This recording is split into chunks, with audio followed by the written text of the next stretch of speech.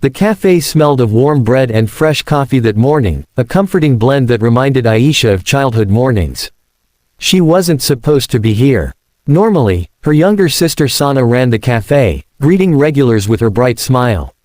But today, Sana was homesick, so Aisha had tied on the apron instead, determined to help for just one day. She moved awkwardly behind the counter, fumbling with the espresso machine. She was more used to books and quiet evenings than the chatter of customers. Yet, somehow, the cafe felt alive around her, its hum of conversation wrapping around her like a song. That was when he walked in. She noticed him immediately, not because of his suit, though it was impeccably tailored, nor because of his commanding presence, though it drew eyes instinctively. It was the way he seemed both present and absent at once, scanning the cafe as though searching for something that wasn't there. He chose table 3, by the window, his gaze drifting to the rain streaking the glass. "Excuse me," Aisha said softly when she approached, a notepad clutched tightly in her hand. He looked up, and for a moment, she forgot how to breathe. His eyes were sharp, intelligent, but softened by something, tired.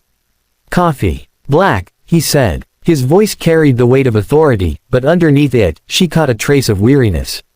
She nodded quickly, almost tripping over her feet as she turned. Behind the counter, she willed her hands to stop shaking as she prepared his order. Why did one customer matter so much? When she returned, setting the cup before him, he offered the smallest of smiles. "Thank you." It was a simple word, but it lingered in her chest longer than it should have. What she didn't know then was that the man at table 3 wasn't just a customer. He was about to rewrite the story of her life. A week later, the rain returned, tapping against the cafe windows like impatient fingers. The door swung open, and there he was again, table 3's mysterious man. His presence was impossible to ignore, though he moved with quiet grace, as though the world didn't need to notice him. Aisha's pulse quickened as she carried his order over. "Black coffee, right?" she asked, trying to sound casual. He looked up, surprised. "You remembered." She blushed. "I try." His smile deepened this time, small but real. "That's rare." She tilted her head, remembering a coffee order. "No," he said, holding her gaze. "Being noticed." The words caught her off guard, but before she could reply, her phone buzzed in her apron pocket. Sana's name flashed across the screen. She excused herself, answering quickly. "Did you see the news?" Sana's voice was urgent. "That man at your cafe, Aisha, do you know who he is?" Aisha frowned, glancing back toward table 3 where he sat calmly sipping his coffee. "He's just a customer." "No," Sana insisted, her voice rising. "He's Arman Qureshi. The Arman Qureshi. Tech billionaire. His face is on every magazine, every news channel. Don't you know?" The world tilted slightly under Aisha's feet. She turned back to look at him, really look.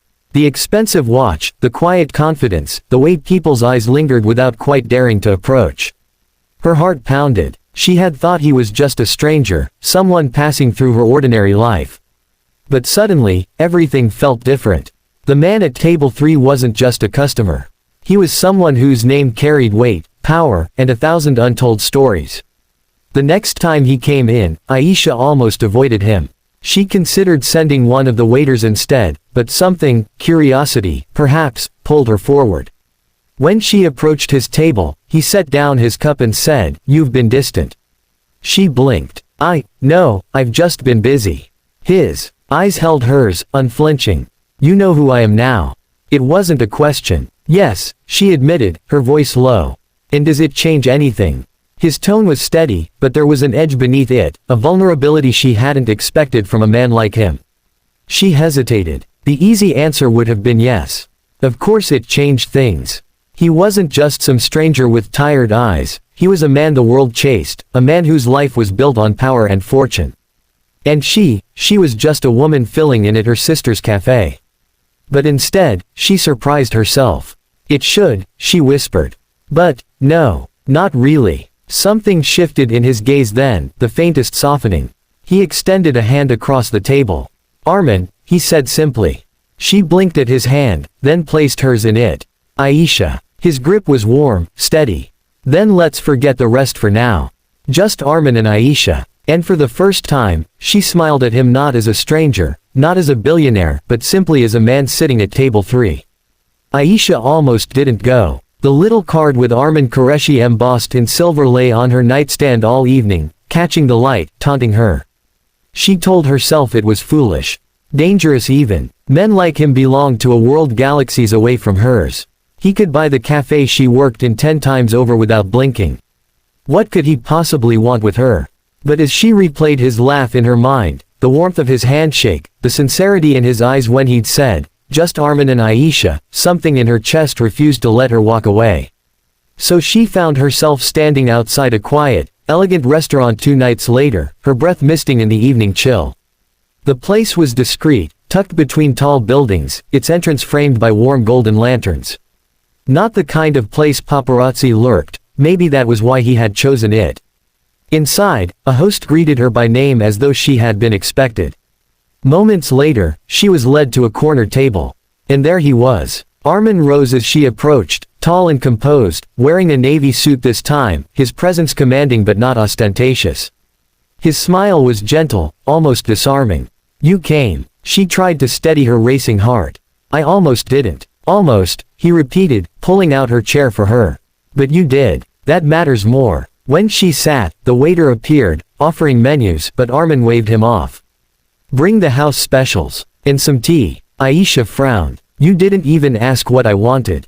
He leaned forward, resting his hands lightly on the table. "Trust me. You'll like it." It was bold, almost arrogant, but strangely, she did trust him. Against all logic, she found herself curious instead of offended.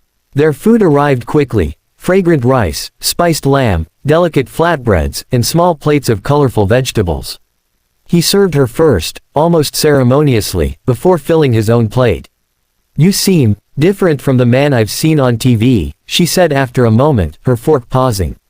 "On TV, I'm not a man," he said with a small, bitter smile. "I'm a symbol, a brand, a headline. And here?" she asked quietly. "Here," he said, meeting her gaze, "I'm just a man having dinner with a woman who intrigues me more than she should." Her cheeks flushed. She looked down at her plate, suddenly hyper-aware of the silence between them, the way it wasn't awkward but charged. "Why me?" The question slipped out before she could stop it. He didn't answer right away. Instead, he broke a piece of bread slowly, thoughtfully. "Do you know how many people talk to me for what they can get? Partnerships, money, influence. Everyone wants something." He set the bread down and looked at her with startling intensity. "But you didn't even know who I was when I sat at that cafe. You saw me as a man with an empty cup, not a billionaire with a reputation. That's rare." His words hit deeper than she expected. She fumbled for a response, finally managing, "Maybe I'm just not impressed easily." He laughed, a low, warm sound that sent a shiver down her spine. "Then I'll consider it a challenge." The rest of the evening flowed more easily than she had imagined. He told stories, not of boardrooms and profits, but of his childhood in a cramped neighborhood, of his mother teaching him resilience, of the nights he coded alone in his tiny apartment with nothing but hope and coffee to keep him going. Aisha found herself laughing, leaning forward, forgetting for stretches of time that he was Armin Qureshi, the mogul. He was just Armin, witty, thoughtful, human. And yet, beneath the laughter and warmth, a small voice inside her whispered caution. Men like him didn't walk into ordinary women's lives by accident. There was always a reason, a twist, a price. Still, when he escorted her out later, the night air crisp and cool, and said softly, "This isn't the last dinner we'll share," she didn't argue. The man at table 3 wasn't just a customer. He was slowly, dangerously, becoming a part of her life. For a few blissful weeks, their dinners became routine. Not in expensive restaurants with flashing lights and cameras, but in hidden places Armin seemed to know instinctively. A quiet rooftop cafe strung with fairy lights, a tucked-away bookstore with a secret tea corner, even a midnight walk along the deserted riverside. With him, Aisha felt strangely safe, like she had stepped into a pocket of the world where time slowed. He spoke little of his business, more about memories, favorite books, small dreams he still carried. And every time he smiled at her, she forgot, just for a moment, that he was the man newspapers called the king of tech. But the world doesn't stay hidden forever. One morning, Sana burst into Aisha's room, waving her phone like a torch. "What is this?" Aisha, still half asleep, squinted at the screen. Her breath caught. A blurry photo, Armin, unmistakable in his tailored suit, walking beside her. Her face wasn't clear, but anyone who knew her would recognize her posture, the tilt of her head. The headline screamed, "Billionaire Armin Qureshi seen with mystery woman, new romance." Her stomach dropped. "No. Yes." Sana gasped, dropping onto the bed. "You didn't tell me. You've been dating him." "It's not," Aisha started, then stopped. She didn't know how to explain. "Not dating. Not exactly. Not yet." But Sana was grinning, half shocked, half thrilled. "Aisha, do you know what this means?" "You could." "Stop," Aisha said sharply, cutting her off. She pressed a hand to her temple. "I don't want what it means. I just wanted him." The words slipped out before she realized, and Sana's expression softened. But things didn't stop at one blurry photo. The next day, reporters appeared outside the cafe, their cameras flashing each time the door opened. Customers whispered, craning their necks to get a glimpse of her. Strangers messaged her on social media, demanding answers or hurling insults. By the third day, her father sat her down at the dinner table, his face grave. "Aisha, this man, men like him don't live in our world. You'll only end up hurt." She wanted to argue, but the words stuck. Because wasn't that her own fear too?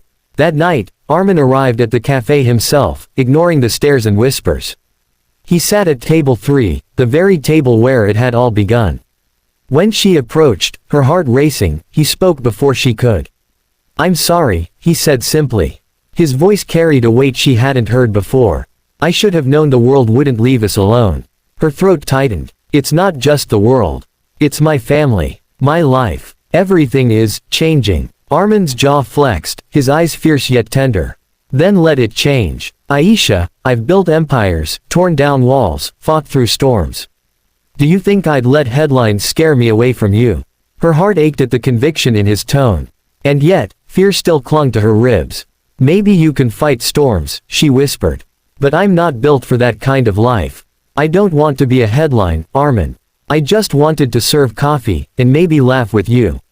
For a long moment, silence stretched between them, heavy, fragile. Then he reached across the table, his hand closing gently over hers. "Then let me fight the storms. You just be you."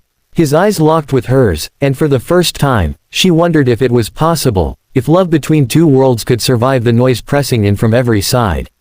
The man at table 3 wasn't just a customer.